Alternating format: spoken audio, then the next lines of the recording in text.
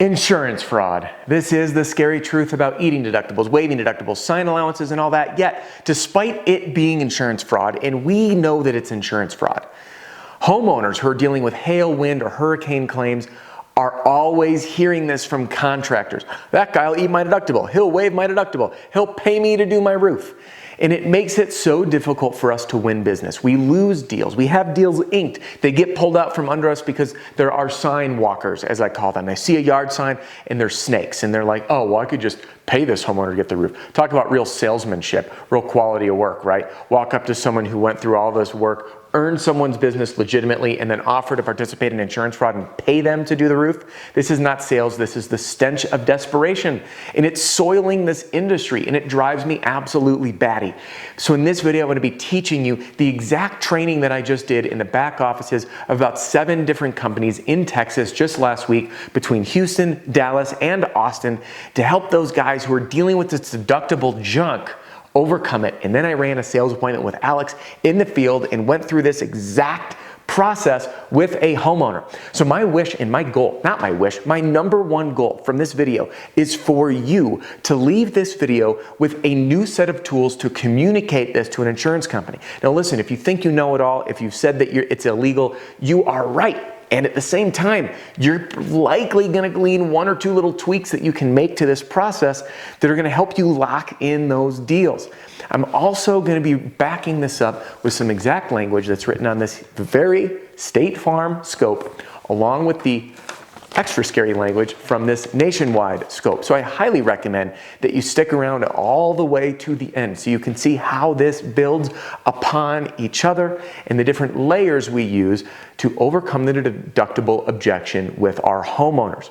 Now, last thing before we jump into the nitty-gritty, what I'm going to be teaching you, I actually go over in the very beginning of my presentation. Yep, before I even get to the contingency. When I start sharing how I can help, I tackle this right away. Now, why is that? I tackle it right away because it is the largest objection. It's what I know my customers are thinking about, and I know that they've probably heard it somewhere in the neighborhood from another roofer. So if I can tackle this out of the gate, I have captive attention, and when I get to the end, the hardest part's already done, and it's very easy to get that autograph. So without further ado, let's hop right into today's video on insurance fraud, the scary truth about eating deductibles. Welcome, my name is Adam Bensman, the Roof Strategist, and everything I do here on this channel and in the podcast, in my programs, and in my one-on-one services are very simple. They're designed to help you smash your income goals, to sell with honor, with integrity, with honesty, and to serve people from a place of love. And yeah, that may sound cheesy, but you know what? At the end of the day, it's more than about money. Smashing our income goals is the journey, but the pat on the back is the big victory. The supporting your family is the big victory. Transforming your life is the big victory. Getting out of debt, creating life-changing opportunities, and for owners, it's doing that for your team and being a hero. So I'm so glad you're here. If you are new, click the subscribe button and the bell so you don't miss a thing. Now, let's begin. Let's go do a little exercise. Do you want to play a fun game with me? Let's do this. I'm going to ask you a question. I want your honest response. So, who here speeds when they drive? Yeah? Have you sped? Have you broken the speed limit?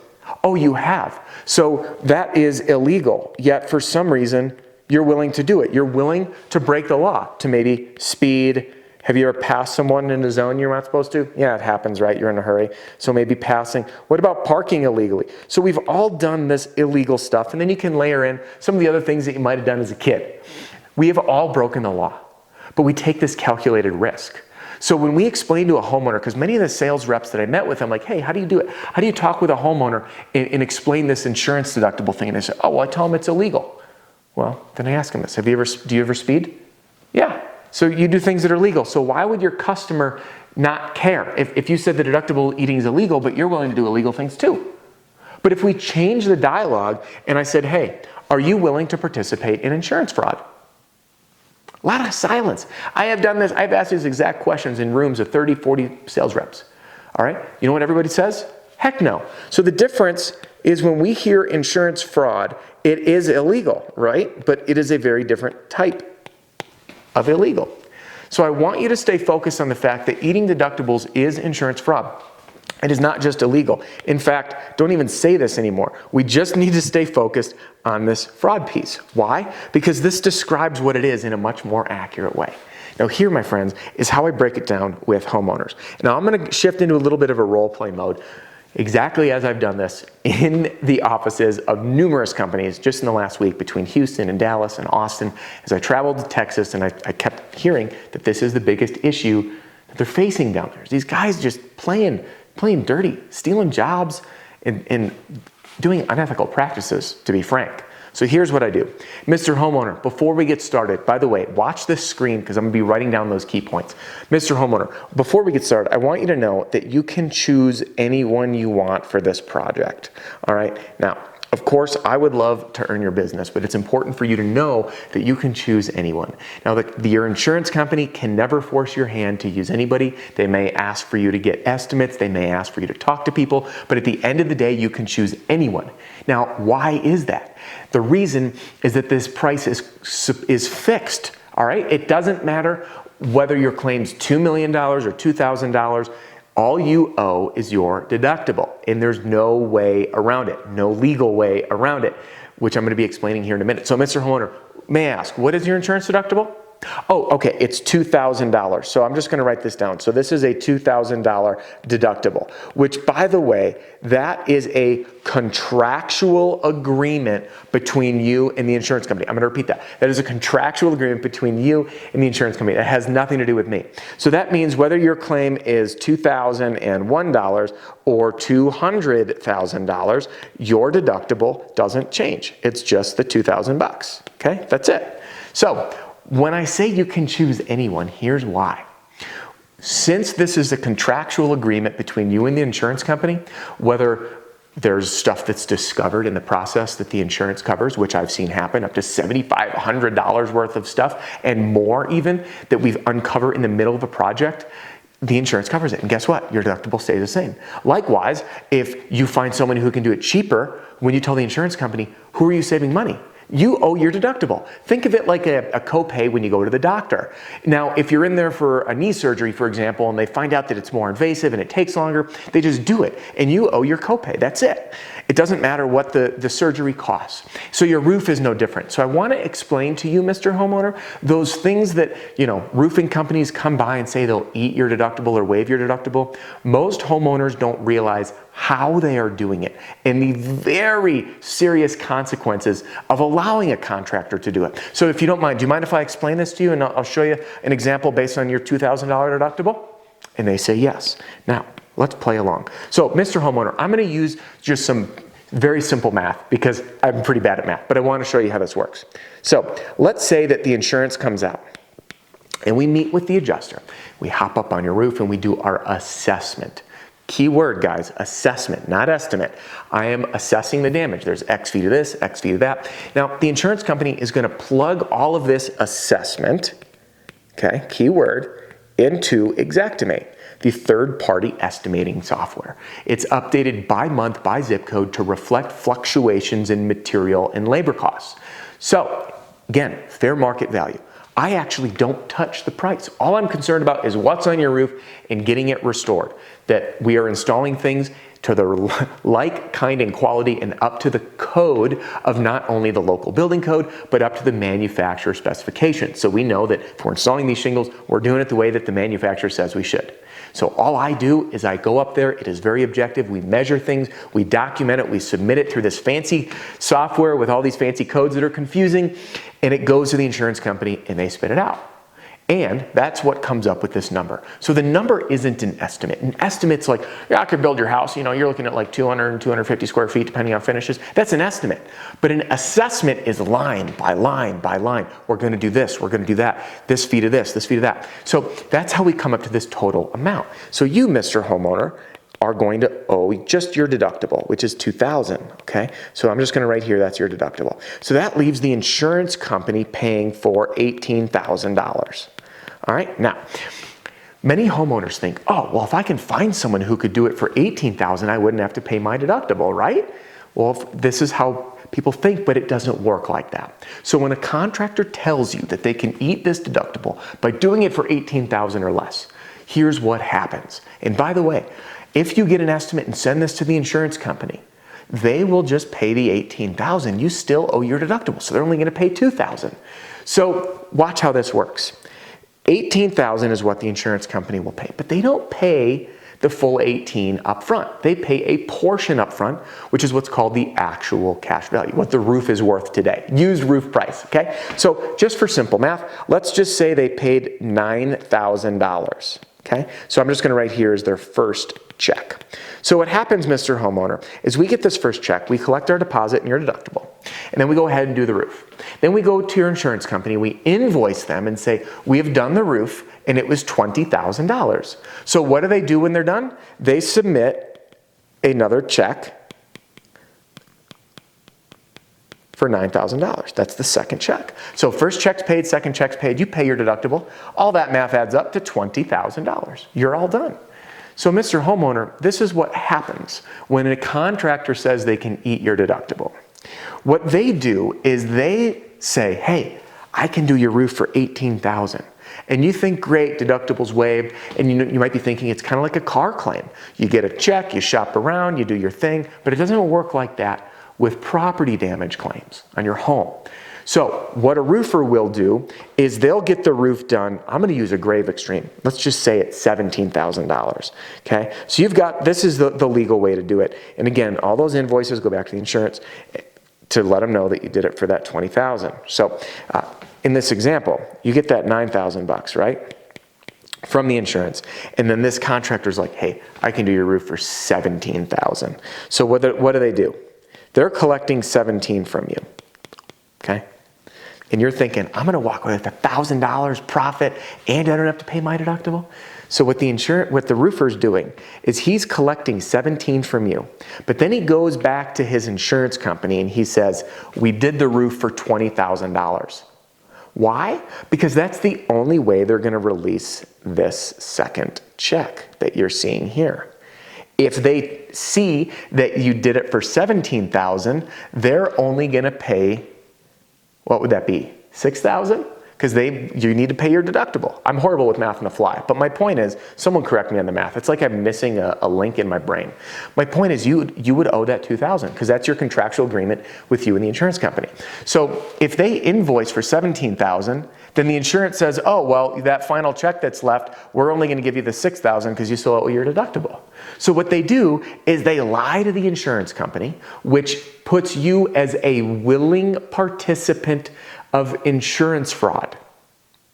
Why? Because they're providing false, they're lying to the insurance company, saying they did it for $20,000, then turning to you and collecting it for $17,000, which could put you and I in jail. And Mr. Homeowner, I do not want to be your cellmate, and frankly, I am not willing to go to prison to earn your business. And the last thing, Mr. Homeowner, is most contractors are duping homeowners by doing this, which again puts you as a willing participant in insurance fraud, even though you didn't know what was going on. Now, I'm sure you wouldn't want to participate in insurance fraud, now would you? And that's when I pause and they say, whoa, because most people don't explain this process. What I want to do, and I'm going to break this down and then show you some real world examples, is that this $2,000 deductible is a contractual agreement between them and the insurance company. So we have nothing to do with it. Then I want to show them, if your claim's $2,001 or $200,000, it doesn't change. Okay, then I want to explain how the breakdown of funds work, and that if the insurance company sees this estimate for $17,000, they do it for less. So when we explain, hey, that the contractor is going to be lying to your insurance company, and if they didn't tell you this, they are putting you as a willing participant in insurance fraud. Do you see, after seeing this now, breaking the role play, the difference between this is illegal versus fraud? I need to prove that it's fraud, show them what's happening. If the homeowner doesn't see this, then they're like, whatever. My insurance company, they're big corporations, they make a bunch of money, they don't care. But when you break this down and you show the deceit, you show the lying, you show the false information, it changes everything. I went through this straight out of the gate with a homeowner. We run a sales appointment last week, Round Rock, Texas. We have a set appointment, and when I show up with Alex, the rep I was with, there's a yard sign already in front. Now, I told Alex, I do not walk signs. I do not walk on other people's property. Okay, this was a set lead. So the first thing I do is I ask, I say, hey, Mr. Homeowner, I couldn't help but notice you already had a yard sign in front from another roofing company. What inspired you to set up this appointment? You know what he says? He says, you know what? I'm still figuring it out. I just wanted to see if anyone might be able to help because I have an expensive deductible. So, perfect. Right out of the gate, we knew what was going on. We sit him down in the backyard. We say, hey, listen, I just want you to know you can choose anyone you want for the project. Here's why. I went through this. I grabbed a piece of paper. I wrote everything down for him at his table so he could watch it. I explained it all, and guess what? Issue resolved. He saw it, he got it, and then we explained the legal ways to help with the deductible by using those ACV payments of things that he didn't want done. So now for some proof. I'm going to clear this for a minute, and I want to show you some proof from a couple of scopes to back these claims. Number one, this is from State Farm. I have redacted all private information. These, I thank you for the community and for clients who sent me these things to use. Number one, if you select a contractor whose estimate is the same or lower than our estimate based on the same scope of damage, by the way, scope of damage means the assessment, we will pay based upon their estimate. Meaning, if you find one lower, they pay less, you pay your deductible in writing. All right? Pretty simple. Next, this is where it gets real good. This is from Nationwide. This is on the back page. So you've got their cover page, and then on the back of this Nationwide scope, at the very bottom, I'm going to read this language. It is unlawful to knowingly provide false, incomplete, or misleading facts or information to an insurance company for the purpose of defrauding or attempting to defraud the company, which is telling the insurance company you did it for 20 when you really did it for 17. Okay? Penalties may include imprisonment. I pause on that one, let that linger. Fines, denial of insurance, and civil damages. And then it continues. They are cracking down on this stuff, guys. Insurance companies are hurting. They're paying out so much in claims, and when people don't play by the rules, it makes everybody look bad, and it can put you in jail. And frankly, I have heard through the grapevine that states like Texas, have made legislative changes where paying the deductible is state law. Places like Florida with SB 76 and 305 rolling out, they are cracking down. Colorado passed a bill making it a state law to pay your deductible. Why? To level the playing field, to make sure that homeowners get made whole. Because we all know that you can't just whack $3,000 of profit out of a job and expect to be able to do the same quality of work. It simply doesn't work that way. So, it is important. Key takeaways for this video. When you explain to a homeowner, what we want to do is break down all those barriers straight out of the gate so we can tackle that objection and win the business. Key point number one, remember, Mr. Homeowner, you can choose anyone you want. Why? Then we explain. Point two, what is your deductible? That is a contractual agreement between you and the insurance company. It has nothing to do with me. Whether your claim is $2,001 or $200,000, your deductible stays the same. Number three, explain showing the numbers of how a claim is paid, how the contractors are invoicing the insurance company with a false amount and lying to them, which makes them a willing participant in insurance fraud. And then close with, and I'm sure you wouldn't want to be a willing participant in insurance fraud, now would you? And no one's going to say, whatever. And if they say, I don't care, then just walk away. They're not your customer, okay? If they're willing to do it, you and I both know you're not, so just be done. It's okay to not have them be our customer. Point number four, use the information from the insurance companies, from State Farm, from Nationwide, that if they find someone who's going to do it less, if an insurance company says get 3 estimates and you show them a cheaper one, or you go with a cheaper one, that saves them money, not you, because you owe your deductible no matter what, just like a medical claim. You owe your copay or whatever it is, all right? So I hope this video, this plan of attack can help you explain the scary truth about participating in insurance fraud, about your homeowners getting duped in being an unknown participant in insurance fraud, to help you tackle that objection, level the playing field, and win business so you can serve customers who share the same values and integrity as you do. Listen, just because our time here is about to wrap up doesn't mean our time needs to. In this playlist, I want to give you a ton of other objections and how I overcome them, so click here. And if you're brand new here, I welcome you to download a free copy of my Pitch Like a Pro Roofing Sales Training video library.